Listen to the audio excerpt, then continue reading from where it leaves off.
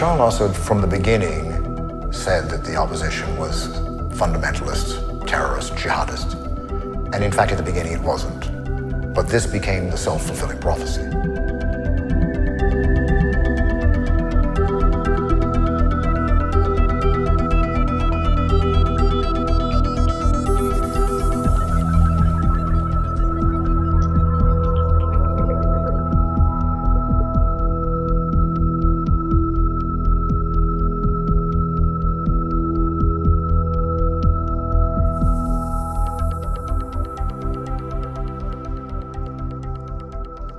In the old city of Damascus, where I stayed in an Ottoman palace converted into a hotel, I heard each morning at 8 the roar of Syrian warplanes. They ran bombing missions on the suburb of Jobar, not more than a few hundred yards from the old city walls. Most of Jobar's inhabitants fled long ago, and its buildings have dissolved to rubble under relentless shelling. It becomes easy to pretend there is no war unless a bomb falls too close or kills someone you know. One morning, as I was driving through the upscale Abu Ramani quarter, a rebel mortar shell whistled overhead, hit a fuel storage tank, and sent black smoke soaring into the sky.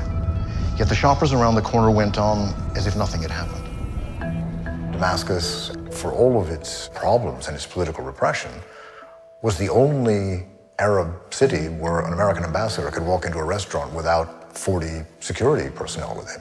And I used to meet the ambassador there about 10 years ago in nightclubs and restaurants in the old city and have dinner, and he'd just get into his car and go home. And it was a very safe place. I know people who live in Damascus who go up to Latakia for weekends at the beach. And you see at the beach, you see girls in bikinis and you see families playing and having a good time. People want to convince themselves that life is normal. I think it is a mechanism of survival that's universal. A young woman in Damascus produced a smartphone from her handbag and asked me, "May I show you something?" The phone screen displayed a sequence of images.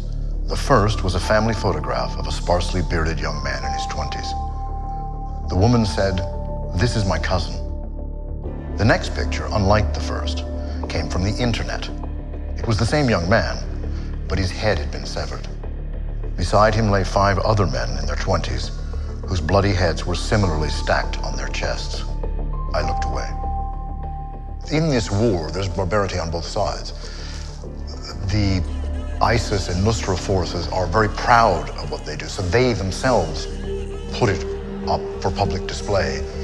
When the regime does it, it knows that it's a shameful thing to do, so they don't put it up. In fact, they deny that they're doing it. For Nusra and ISIS, it's good propaganda because it gets those loose cannons around the world who might be inclined to join them to come and see that these are men who will stop at nothing. Bashar al-Assad, from the beginning, said that the opposition was fundamentalist, terrorist, jihadist. And in fact, at the beginning, it wasn't. But this became the self-fulfilling prophecy. As time went on, those were the people who hated him the most, and those were the people who would risk their lives to get rid of him. In terms of propaganda, it served him very well, because he was able to unite others behind this, what had originally been a fiction, now reality of opposition to jihadism. It took less than a year for the armed militias that coalesced into the Free Syrian Army and the Islamic Front to displace the pro-democracy demonstrators. ISIS came along to supersede the FSA. ISIS was more combative, more ruthless, better financed, and more effective, using mobility across the desert in Syria and Iraq to launch surprise attacks. It used suicide teams in bomb-laden trucks to open the way into regime strongholds that its rebel adversaries had merely besieged. Moreover, it has achieved the one objective that eluded the FSA. It brought American air power into the war. The prospect of America reversing its policy from threatening to bomb the regime in August of 2013 to actually bombing the regime's enemies gave the regime hope.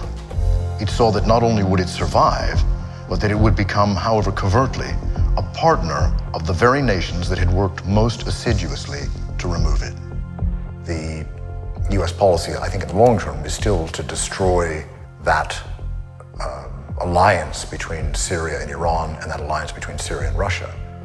But for the time being, they seem content to allow the war to go on while they figure out what to do. A number of administration officials have made statements that Bashar al-Assad's regime is better than the Islamic State. It's clear that for the time being, they're not as active in destroying his regime as they were until they've got an alternative that's a little more pleasing to them than the Islamic State. Most of the Obama administration were stating at the outset that Bashar, one, had to go, and two, was very likely to go, that the forces ranged against him were so strong that he would be out imminently. Well, they were wrong. Their track record for analyzing what's going on in Syria has been miserable.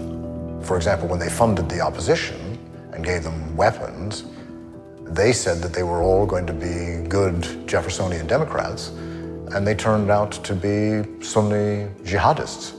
I'm pleased that Congress, a majority of Democrats and a majority of Republicans in both the House and the Senate, have now voted to support a key element of our strategy, our plan to train and equip the opposition in Syria so they can help push back these terrorists. I don't think that anyone from the administration is credible on this because of the track record is unbelievable. The mass defections that were predicted by US intelligence and by the State Department never happened. So the army has stayed loyal to the regime. And if you talk to people in the army, they don't put it in terms of being loyal to the regime, but in terms of being loyal to the state, in terms of keeping the state intact. I mean, the state has collapsed in the ISIS and Nusra areas, and ISIS and Nusra put on the internet what they're doing there, and that scares people in the other areas. And they will fight to keep them out and to keep out that way of life. It's worth bearing in mind, it's part of the dynamic of this war. Large areas of the country that are peaceful, under regime control, and people go to work. The school, most of the schools opened, and the kids come home safely, and occasionally a mortar might land somewhere, but not heavy fighting. The fighting is on the fringes of those areas, and it's in eastern Syria, it's in northern Syria, but you never know when it might move. The rising number of Alawite young men killed or severely wounded while serving in the army and in regime-backed militias has led to resentment among people who have no choice other than to fight for President Assad and to keep their state's institutions intact. Their survival, as long as Sunni jihadists kill them wherever they find them, requires them to support a regime that many of them oppose and blame for forcing them into this predicament. Because the president is an Alawite, because his father was an Alawite, and because the Alawites became very powerful in the military, they ended up with a monopoly of power.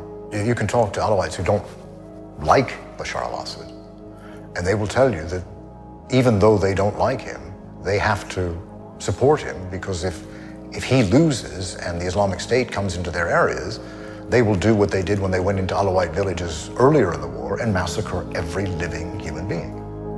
You have to understand that to the fundamentalist Wahhabi, jihadist, Salafist, the Alawites are infidels. So those people have no choice but to defend themselves, to defend their families and their villages. And it doesn't matter what they think of the president.